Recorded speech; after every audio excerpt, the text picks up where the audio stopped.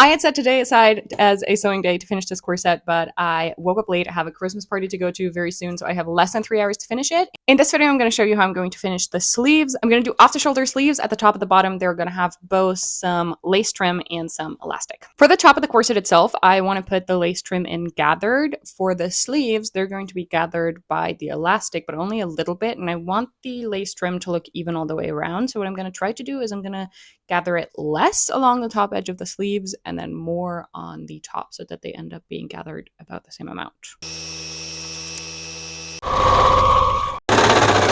This is where we're at. The lace trim I gathered by just using the longest stitch on my machine and going very quickly, and whatever the machine gathered is what I used because that tends to be quite loose gather. Stitched that onto the edge, and then I overlocked everything so that doesn't fray. Now what I need to do is fold it over and add an elastic. I'm currently deciding how I want to do that. I was thinking a channel, but then usually it just kind of gets uneven and I don't tend to like that. I could stitch the elastic in with like a zigzag stitch or something like that, but I think this is all just a little too bulky. So what I've decided to do, I'm going to fold this over, top stitch it down, and then add the elastic right underneath it so it only has one layer of fabric to pull together.